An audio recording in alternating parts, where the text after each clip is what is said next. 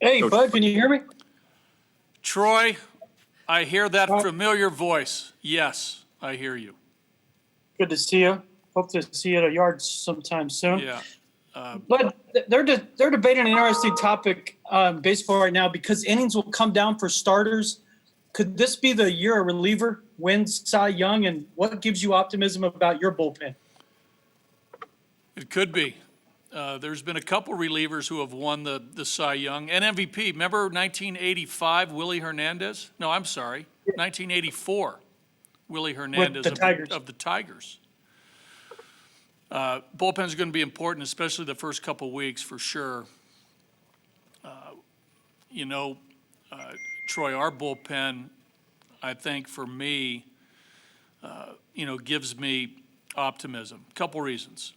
The growth of Jairo Diaz and Carlos Estevez late in the year, what Scott Oberg did all of 19. I think Wade Davis is going to bounce back.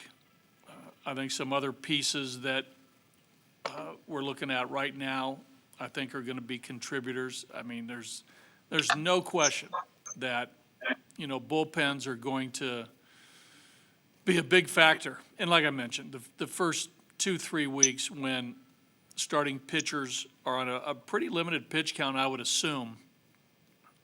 I know some teams have been afforded the opportunity to stretch their pitchers based on their ability to do some things in their home ballpark that other clubs weren't able to do. But, it's going to be a collection of all initially, 14, 15, 16 guys, depending on, how many pitchers each club takes.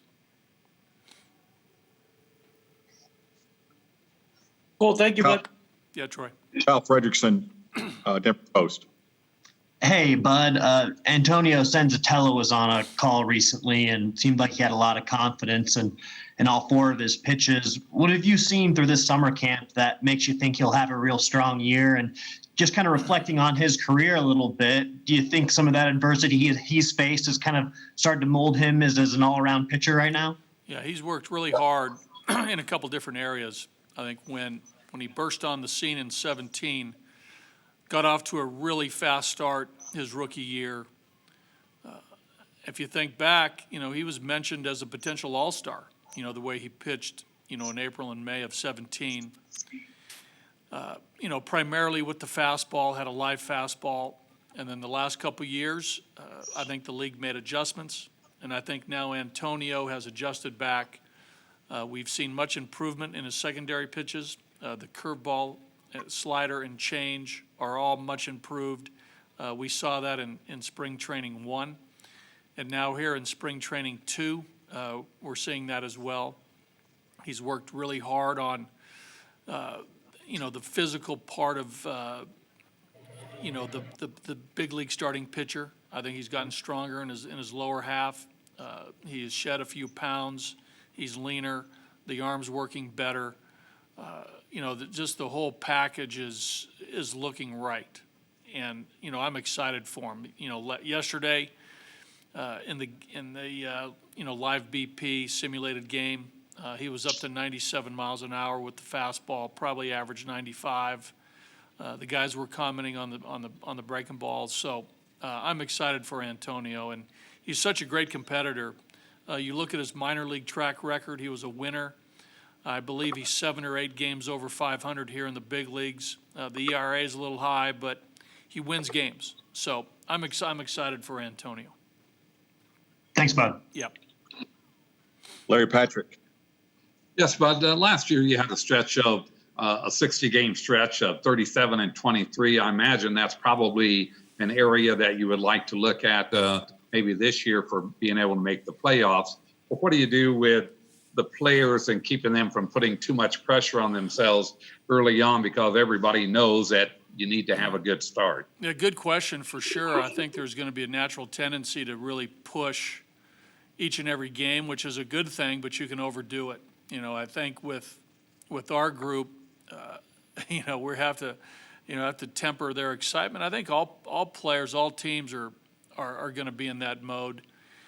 I think we have to, talk about that that delicate balance of, knowing how short the season is, but also knowing that you can't push to get a win. It just doesn't happen that way. You still have to play good, sound baseball. You got to pitch the ball. You got to catch it. You got to hit it. But those will be discussions about, that fine line of intensity, but yet, calm focus. So, we'll talk about that. But, I like the fact that you referenced, that stretch of games when we were 14 games over 500, after a really rough start. And I think we have that in us to play that, that type of winning percentage baseball. Thank you. Thomas Harding. Hey, buddy. We just got notice that Charlie is going to speak to us in the media today. At this stage, do you feel like he is closer than you think, or what can you say about him at this point? Well, he is going to follow me at 2:55 to join you guys. I've spoken with Charlie live a couple times the last couple days. We've texted. I just saw him, right before I popped in here. He looks great. He's excited. He's going to get a lot of work done today. The physical part of it, he feels good. He's raring to go. It's going to be close, but I'm optimistic knowing Charlie. I know during the last couple of weeks that he's been away from us. I'm sure he's been keeping himself in some sort of shape, right? I mean, whatever that might be. He was back in Georgia. He came out to Denver.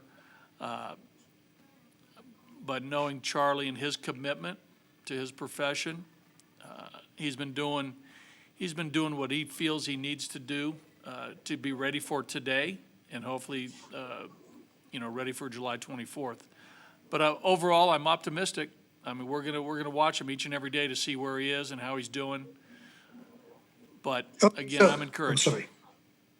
Oh, sorry about that. I just wanted to make sure. So he will be on the field today doing some Oh, stuff yeah. out there? He's going to be out there when you guys let him go. He'll be out there. He's going to hit with the first group, and he's going to hit again with the second group. He's going to play some defense. Yeah, he's going to get a good workout today. Hey, and to follow up on what Troy was talking about earlier, when you have your bullpen roles and you go into the season, you don't have a lot of, I guess, spring training, whatever, to base it on. You go off track record in the beginning, but be ready to adjust maybe quicker than a normal regular season, or how do you do that? Yeah, we'll see how it goes. Every game's unique. We got to watch performance, how guys are throwing. We'll be watching here the last 10 days to see how guys are throwing. Again, I think there is a track record component. We have, a number of guys who are coming off good years, and we have a couple guys who are coming off rough years. But every year's different, right? I mean, especially with relievers, you've seen a track record of variability in performance of guys who've been in the big leagues for a while. So we'll just see how it plays out. Confidence plays a big role. Getting on a nice momentum roll helps relievers as well. We'll look at their stuff and how they're doing. But again, early on, we'll probably have to use all the guys, until they get conditioned to really be like a full-time reliever of, back-to-back games, 3 out of 4, 5 out of 7, that type of work.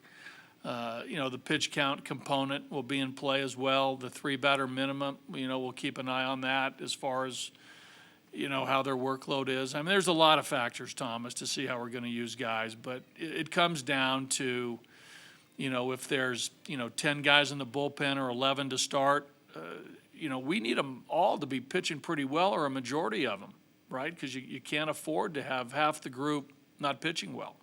And that was a big part of what happened last year. We talked about it, countless times.